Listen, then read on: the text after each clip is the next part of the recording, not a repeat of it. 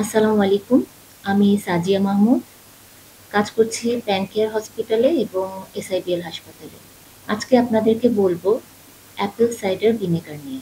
Apple cider ভিনেগারটা একটি সাধারণত অ্যাপেলের রস থেকেই ভিনেগারটা তৈরি করা হয়।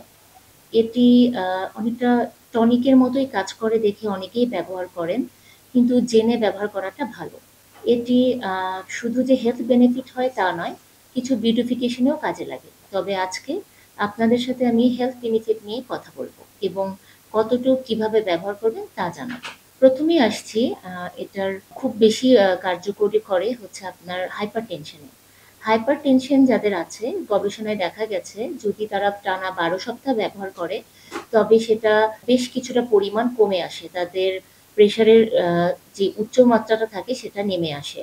এরপর আসছি ডায়াবেটিসের ক্ষেত্রে। এটি ইনসুলিনকে খুব ভালো কার্যক্ষমতা বাড়িয়ে দেয় দেখে রক্ত শর্করা গ্লুকোজের মাত্রা কমিয়ে দেয়। তাই যখন কেউ ডায়াবেটিসের ওষুধ খাবেন তাহলে সে যেন অবশ্যই পুষ্টিবিদ বা ডক্টরের পরামর্শ নিয়ে খায়, না হলে আবার বেশি কমে গেলে অসুবিধায় পড়বেন। এরপর আসছি আপনার হার্টের জন্য এটি খুব ভালো। এটি আপনার কোলেস্ট্রল কমাতে সাহায্য করে, পাশাপাশি ট্রাইগ্লিসারিডও কমায় থাকে। এরপর আসছি আপনার ওয়েট রিডাকশন। ওজন কমানোর জন্য এটা অনেক বেশি অনেকে ব্যবহার করেন। এটি গবেষণায় দেখা গেছে টানা 3 মাস খেলে প্রায় কয়েক কেজি ওজন কমানো যায়। এরপর আসছি আর্থ্রাইটিস।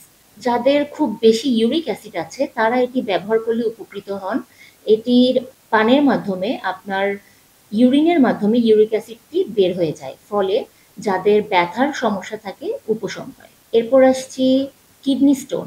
কিডনি স্টোন হতে বাধা প্রদান করে এবং কিডনি স্টোনের যাতে প্রক্রিয়াটা পুনরায় বারবার না হয় তাই খুব ভালো কাজ করে, কিন্তু কিডনি রোগীরা এটি চিকিৎসক বা পুষ্টিবিদের পরামর্শ ছাড়া গ্রহণ না করাই ভালো, কারণ এটি পটাশিয়াম লেভেলটাকে কমিয়ে দেয় বলে এটা পরামর্শ ছাড়া খাওয়া যাবে না। এরপর আসছি প্রিজারভেটিভ নিয়ে। এটি ছত্রাক ও ব্যাকটেরিয়া দমনে খুব ভালো কাজ করে, তাই প্রিজারভেটিভ হিসেবে এটি কাজ করে ভালো। এছাড়া হজম ও ক্যান্সার প্রতিরোধে, হজমের সহায়তা এবং ক্যান্সার প্রতিরোধে এটি ভালো কাজ করে। আশা করছি আপনারা এগুলা জেনে এভাবে উপকৃত হবেন এবং সেভাবে খাবেন, কিন্তু এটি খাওয়ার নিয়মটা জেনে নিন। 1 গ্লাস পানি অর্থাৎ আপনার 200 ml অথবা 250 ml পানির মধ্যে 1 থেকে 2 টেবিল চামচ ব্যবহার করে খেতে পারবেন। পানির তাপমাত্রা স্বাভাবিক হতে পারে কিংবা কুসুম গরম হতে পারে। তবে এটি খালি পেটে খেলে ওজন নিয়ন্ত্রণ এবং আরো কিছু কাজে লাগতে পারে। অবশ্যই অ্যাসিডিটির সমস্যা থাকলে খাওয়া যাবে না। এটি আরো অনেকভাবে ব্যবহার করা যায়, যেমন জুসে, স্যুপে, সালাদে, সসে, এগুলোতেও ব্যবহার করে খাওয়া যায়। তবে অবশ্যই যেটাই যেভাবে খান না কেন পরামর্শ নিয়ে খাবেন। অতিরিক্ত খেলে আবার গ্যাসে কিংবা অন্যান্য সমস্যা হতে পারে।